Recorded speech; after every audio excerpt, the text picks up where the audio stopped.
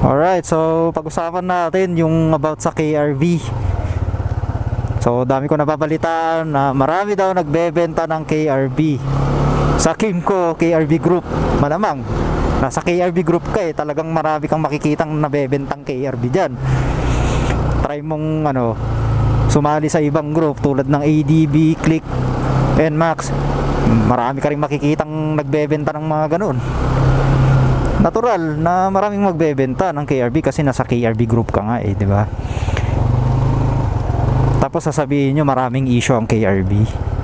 Ngayon, sasabihin ko sa inyo kung ano yung mga nagustuhan ko dito sa KRV. Actually, 3 years ko na siyang ginagamit, no? So, unang-una yung forma niya. Yun, hindi siya nakakasawang tignan. Lalong-lalo na yung taillight niya Yung taillight niya, doon talaga ako napopogian. Mukha kasi siyang big bike. So, plus point sa akin yun, yung taillight. Napaka-importante sa akin ng taillight kasi kapag may kasunod ka, syempre makikita ng mga ibang rider yan. Pag nakita yung taillight mo, alam nila kung anong motor yan, di ba? Pero sobrang pogi talaga ng taillight nito dahil mukha siyang Lamborghini S. Mukha siyang sports car. Parang binase nila doon yung forma ng taillight. Sa harap naman, syempre poging-pogi yan. Yung sa harap niya mukha na siyang scooter pero pogi pa rin. Marami siyang kamukha pero pogi pa din. Correct me if I'm wrong, pero ako napopogian talaga ako sa harap nito. Tsaka lakas ng ng headlight niya. Yan. Tapos ang luwang pa ng gulay board, mga pre. Yun Ang luwang marami kang pwedeng ilagay dito. Plus point sa akin yan. Thumbs up tayo dyan, Kimco, napakagaling mo. Tapos pwede mo pang extend yung paa mo doon. Astig pre. Yun yung mga positive side na nakita ko sa KRV. Tsaka positive side niya is yung swing arm niya. Ayan, alam niyo naman yun, yung independent swing arm. Actually nung binaklas ko yung gulong nito sa likod, nung una hindi ko alam pero nung natutunan ko na, napakadaling baklasin. Napakadaling tanggalin yung gulong sa likod. Kumpara sa ibang brand, hindi ko na sasabihin kung anong brand. Nahirapan ako kasi kailangan mo pang tanggalin yung tambutso. Ito hindi mo na kailangan tanggalin yung tambutso. Rekta na may tatanggalin ka lang na tornilyo. Basta bibigyan ko kayo ng tutorial nun pagka may time ako kung paano tanggalin yung gulong niya sa likod. Yung sa harap, basic lang yan, parang same lang din sa ibang motor. Pero promise, madaling tanggalin yung gulong nito sa harap. Ay, sa likod, I mean. Kaya pag magpapalit kayo ng belt, yung driving belt pang tawag doon, yung malaki, yung nakikitang belt dito ni KRV, madali lang palitan yan. Walang problema. Pati yung pagpapalit ka ng gulong, yan, madali lang yan pag napag-aralan mo. So, thumbs up tayo dyan, Kimco, napakagaling mo doon. Hindi ako nahihirapan na tanggalin yung gulong. Kumbaga parang hindi mo na pinahirapan yung mga yung mga gumagamit, yung mga may KRV na owner. Hindi mo na pinapahirapan kapag dating sa maintenance. Isa pang nagustuhan ko dito, yung fuel filter niya is nandito na sa baba, Kasi meron kami yung yung kasama ko, yung naka NMAX. Yung sa NMAX, kapag papalitan mo yung fuel filter, kailangan mo pang i-empty yung yung gas niya. Ito hindi na, kasi nandito lang siya. As in, magkatabi lang sila nung engine. Nasa ibabaw siya. Yung sa NMAX kasi nasa sa ilalim, kaya mahirap. Plus points tayo dyan. Alright, thumbs up na naman, Kimco, di ba? Yung mga namamaliit ng Kimco dyan, yung sinasabi na China made daw, nako, huwag kayo maniniwala dyan. Mga nagsasabi ng China made, walang alam yan sa mga motor kung ganyan, di ba? Alam naman natin, ang Kimco galing yun sa Taiwan Tapos sasabihin nyo China made. Oh my god, sinisiraan nyo pa nga talaga yung yung brand na Kimco. Wag ganun. Pagka nakayama Honda ka, wag mo nang siraan yung Kimco. Masaya na kami dito Yung mga maniniwala ng China made ang Kimco is do your research, alright? Pag-research kayo. Fake news yun pag ganun. Alright. Ano pa ba? Syempre yung hatak niya, yan. Tsaka sa cornering. Alam niyo ba yung cornering, yung pag magbabangking ka ganon? Suwabe, wala akong masabi. Sa lahat ng na motor ko, suwabe yung cornering nito. Bakit? Dahil yan sa pinagmamayabang ni Kim ko na independent swing arm. Dahil dyan, kaya maganda yung yung balancing na ito. Tapos plus points din sa akin to, no, yung magpagpapalagay ka ng gas. Ayun si Kuya Dong.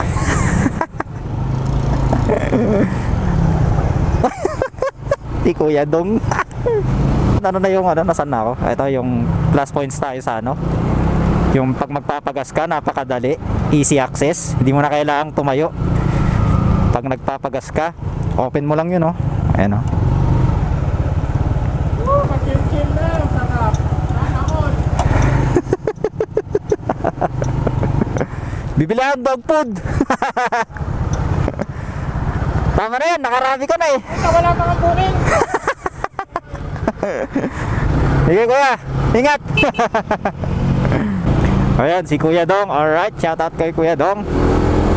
So ayun, plus points tayo dyan sa may Opya, preno tayo, may nagpa-parking. Ano ba ang dapat natin pag-usapan dito? Ayan, bukod sa easy access na yung gas, pag magpapagas ka, tapos yung panel gauge nya napakalupit, colored. Di ba yung iba black and white lang, ito may kulay-kulay eh. Tapos kahit sobrang tirik ng araw, nakikita mo yung panel gauge nya eh. Yun lang yung sana ito yung yung mga icon dito sinama na sa para sana fully access na dito sa sa may handlebar nya. Para gamit na gamit sana yung handlebar. Pero okay lang sa akin kasi kakaiba eh yung design nya. Gustong-gusto ko nga eh. Unique talaga yung pagkagawa dito sa KRB. Tapos syempre plus points tayo dito sa side mirror. Ayan matibay talaga yung pagkakagawa. Ayan hindi siya yung mumurahin na side mirror. Actually mahal lang nito pag bibili kayo nasa 1K isang piraso pa lang yun 1,000 na. Pag dalawa 2K, di ba?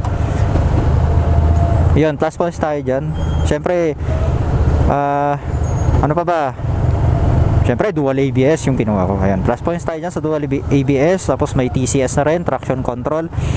Ito ang gusto ko dito guys, yung TCS nya. Ayan pag nakahinto ka, pwede mo nang i-off, pwede mo nang i-on or off.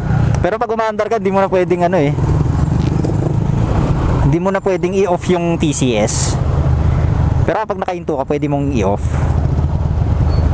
Habang umaandar ka naman, pwede mo namang i-on yung TCS. Yan naman yun.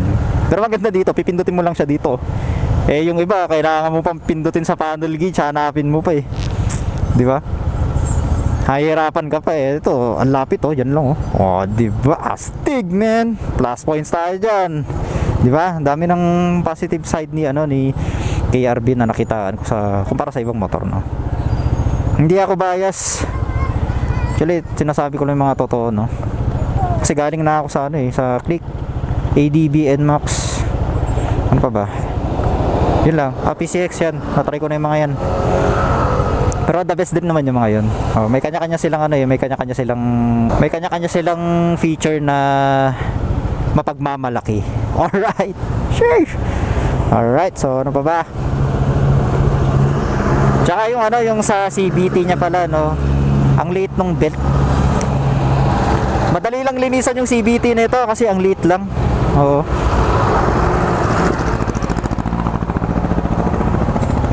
Yun yung mga positive side. Tsaka KRB is isa pa sana gusto ko sa KRB, yung battery niya nasa harap. Kaya hindi ako nahirapan maglagay ng MDL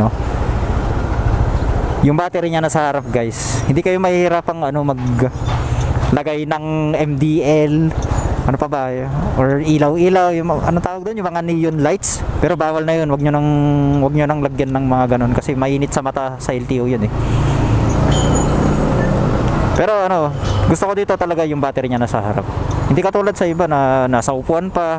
Syempre kailangan mo pag maglalagay ka ng MDL, kailangan mo pa mag-ready ng mahabang wire. Pero dito hindi na. Kasi yung battery niya, yung fuse niya nandito na lahat sa harap. Ay, hindi ko alam. Hindi ko sure yung fuse. Ang alam ko yung fuse nandito ata sa ilalim ng upuan din. Tapos yung fuel filter, ang dali-daling palitan, di ba? Nandito lang yan sa ano, ilalim din ng upuan. Madali lang yung ano, hindi mo kailangan ng tutorial diyan pag papalit ka ng fuel. Ay, fuel filter. Fuel filter tawag doon. Air filter pala, I'm so sorry. Air filter pala yung tawag doon. Yun, madali lang palitan yun. Kaya nga itong KRB, marami siyang positive sides. Kaya ano, pag bibili kayo ng motor, pag-aralan nyo muna. Hindi kasi yung basta-basta na lang bibili na hindi mo alam mag-maintenance. Sabihin na natin marami kang pera, kaya mo ipa-maintenance sa labas. Pero iba pa rin kasi yung feeling na ikaw yung nagme-maintenance eh. Iba pa rin yung may alam ka talaga sa motor eh, di ba? Ano sinasabi ko? Makinig kayo sa akin. Dito naman tayo sa negative sides, alright? Yeah, pag-usapan natin yung negative sides niya, no? Ni KRB naman. Siyempre, unang-unang negative side na napapansin ko kay KRB is yung vibration niya, alright? So, vibration, actually, mabilis siya magka-vibrate. Kakalinis ko lang ng CVT. Mga after 1 week, mayroon na naman siya. Pag araw-araw mo ginagamit, may vibration ulit. Actually, malakas yung vibration niya kapag sobrang dumi na ng CVT. So, ang solusyon doon is, kailangan mong ipa-regroove yung bell para mabawasan or mawala yung vibration na yan. Pero hindi ko pa pinapa-regroove yun sa akin kasi wala pa akong time eh. Pero sa susunod paparegroove ko yun. Alright? Ayun, isa na yun. Yung negative na ano na yun. Negative side ni ano, KRB. Ano pa ba? Pangalawang negative side ni KRB is yung wait lang bibili lang ako ng ano, ng dog food. Ituloy natin to. Alright? Park ko lang dito kasi bibili ako ng dog food ng mga aso. Wala na silang pagkain. Ayan. Dito ako ngayon sa Bonifacio. Dito ako bumibili ng dog food. Ayun, isa pa palang plus points. Si KRB kahit nakapatay yung makina, gumagana pa rin yung ano eh, yung hazard nito. Ayan oh. Gumagana yan oh, kahit nakapatay. Ayan oh. Diba? Plus point sa akin yan. Pero pag nakalock yung manubela, mag-off yan. Hindi na gagana yung ano. Pero plus point sa akin yan ha. Ayan, tulad yan. Nakapatay pero nag-signal light, diba? Astig.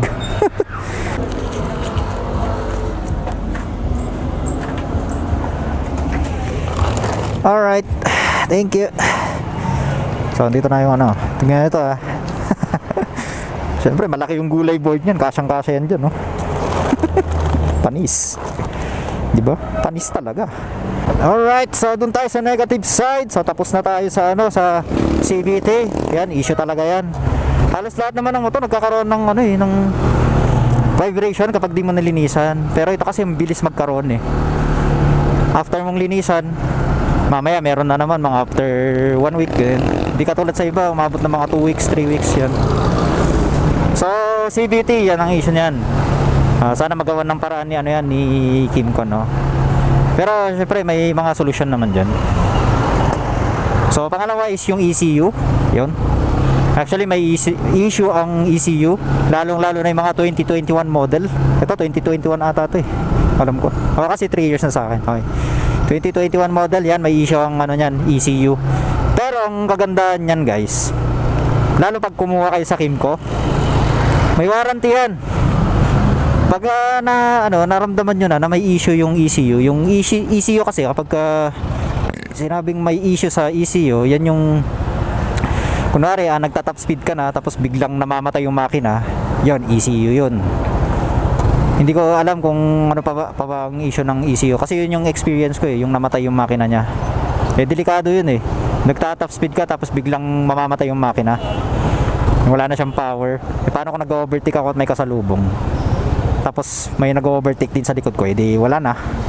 Wala nang MAU-TV. Pero ano, issue talaga yan ng KRB. Issue ang ECU ng KRB. Pero pwede siyang ipa-warranty. Alright? Yung mga 2021 model, sa mga hindi nakakaalam ha, ang 2021 model na KRB, extended ang warranty niyan. So 3 years warranty ang alam ko, tapos hindi 1 year ata. Basta may dagdag siyang 1 year warranty. Alright? Nabubulol na ako kasi yung mask ko eh. Sikip pa ng helmet. Alright? So may dagdag na 1 year warranty si KRB, yung mga 2021 model. Pero yung mga bagong labas na KRB tulad ng chain type, wala nang issue sa ECU yan, alam ko eh. Tsaka simula nung napalitan na yung ECU nito, hindi na ako nagka-problema, wala na. Hindi na siya hirap i-start sa umaga. Dati nahirapan, kailangan tatlong beses bago siya magising. Pero ngayon, isang push start lang, gising na siya. Right? Dati hindi eh. Kailangan ko pang gisingin ng 3 beses. Pero nung simula nung napalitan na yung ECU niya, ayan, okay na.